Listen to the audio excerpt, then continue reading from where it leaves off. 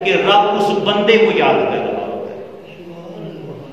اپنے منہ سے ہم کسی وزیر کے منہ سے اپنی تعریف سن لیں تو ہم پھولے نہیں سماتے، تصویر بنا لیں، ہم اپنا بڑا فخر کہتے ہیں کہ ہمارا بڑا تعلق ہے۔ میں کہتا ہوں کتنا خوشبخت بندہ ہے وہ جس کا تعلق اس کے رب کے ساتھ ہے۔ حضرت ثابت بنانی سے کسی نے فرمایا لوگوں میں مجھے پتہ ہے میرا رب مجھے یہ کب یاد کرتا ہے۔ لوگوں نے کہا آپ بزرگ ہیں، آپ نے یہ کیسی بات کر دی ہے کہ رب کو مجھے پتہ ہے رب مجھے کب یاد کرتا ہے، وہ آپ کو کب یاد کرتا ہے؟ کہا بندے جب میں اپنے رب کو یاد کرتا ہوں اس وقت رب مجھے بھی یاد کرتا ہے۔ تو ذاکر کی کتنی شان ہے کہ جب بندہ اپنے رب کو یاد کر رہا ہوتا ہے تو اس دنیا کے جھوٹے بادشاہوں کی کوئی بادشاہ نہیں ہے، وہ بادشاہوں کا بھی بادشاہ عرش اعلیٰ پہ اپنے بندے کو یاد کر رہا ہوتا ہے۔ قرآن کہتا ہے فَاذْكُرُونِی اذکرکم، بندے تم مجھے یاد رکھ میں تجھے یاد رکھوں گا۔ یعنی بندے کی شان یہ ہے اور کتنا اس کو خراج عقیدت و محبت پیش کرتے ہیں اس ذاکر اور اس شخص کو جو اپنے رب کا ذکر کر رہا ہوتا ہے، وہ زمین پہ بیٹھ کے اپنے رب کو یاد کر رہا ہوتا ہے، عرش والا رب اپنی مخلوق میں اپنے قریبی فرشتوں میں اس بندے کے تذکرے کر رہا ہوتا ہے۔ تو پروٹوکول تو وہ رب دے رہا ہے جس جھوٹے پروٹوکول پہ ہم زندگیاں تباہ کر رہے ہیں۔ کاش ہم یہ سوچ لیتے کبھی تنہائی میں بیٹھ کے اس رب کو یاد کرتے جو رب ملائے اعلیٰ میں اپنے بندوں کو یاد کرتا ہے جب وہ اسے یاد کرتے ہیں۔ اسی طرح آپ دیکھیں ذکر والے کی شان ایک یہ آپ نے سنی کہ جب بندہ اپنے رب کو یاد کرتا ہے عرش والا اس بندے کو اپنی حدیث میں آتا ہے فرشتوں مقرب فرشتوں کو کہتا ہے اے میرے فرشتوں مجھے زمین پہ فلاں بندہ یاد کر رہا ہے، میرے فرشتوں تم اپنی نورانی محفل میں اس بندے کا تذکرہ کرو۔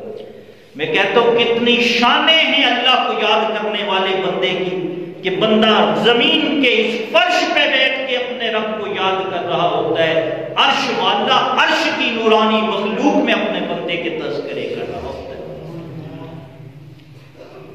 پھر یہی بات ختم نہیں ہوئی، بندہ جب اپنے رب کو یاد کرتا ہے تو اس کو صرف اتنی بات نہیں کہ رب اس کو یاد کرتا ہے بلکہ رب فرشتوں سے حدیث میں آتا ہے رب فرشتوں سے فرماتا ہے میرے فرشتوں میرا بندہ مجھے یاد کر رہا ہے، میری پوری مخلوق میں میرے بندے کے چرچے کر دو، میرے بندے کی شہرت پھیلا دو، اس کو پروٹوکول دے دو، میری ساری مخلوق میں اس کے تذکرے پھیلا دو۔ جو بندہ مجھے یاد کرتا ہے رب کہتا ہے میری شان عظمت اور قدرت کا کو یہ پسند آتا ہے کہ جو مجھے یاد کرتا ہے روئے زمین کا چپا چپا میرے اس بندے کو یاد کرے، آسمانوں کی بلندیاں میں اس کے تذکرے ہوں، زمین کی گہرائیوں میں بھی میرے اس بندے کے تذکرے ہوں جو بندہ مجھے یاد کرتا ہے۔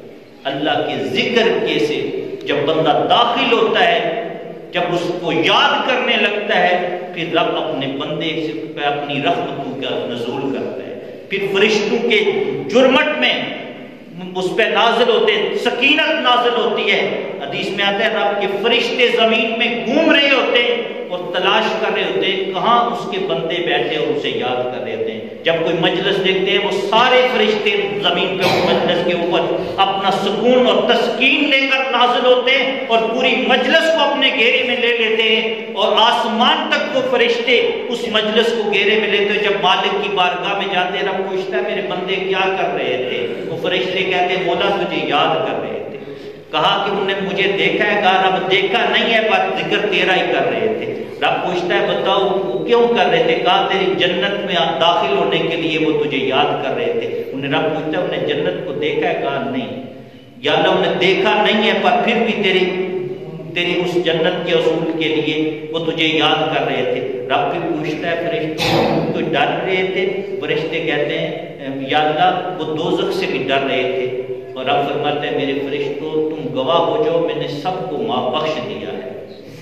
فرشتے کہتے ہیں مولا اس میں ایک گناہگار بندہ بھی ہے، رب فرماتا ہے میرے فرشتوں جو بھی میرے ان بندوں کے ذکر والے بندوں کے پاس بیٹھا ہے وہ گناہگار ہے جیسا ہے، میں نے سب کو بخش دیا ہے۔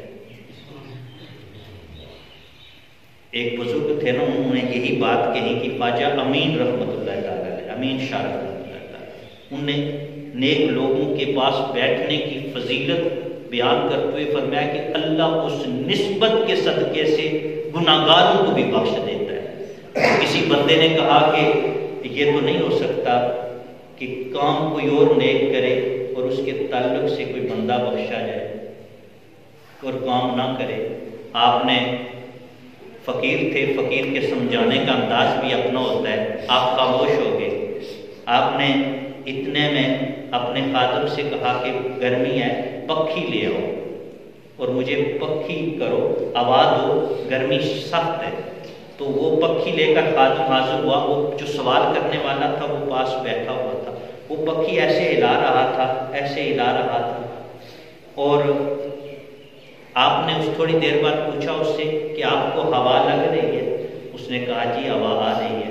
آپ نے فرمایا یہ تو میں نے حکم دیا ہے، یہ تو مجھے ہوا دینے کے لیے کھڑا ہے، آپ کے لیے تو نہیں کھڑا، لیکن مجھے دے رہا ہے ہوا، اور یہ انسان ہے یہ مجھے ہوا دے رہا ہے، اور اس ہوا سے آپ بھی فائدہ اٹھا رہے ہیں اور آپ تک بھی پہنچ رہی ہے۔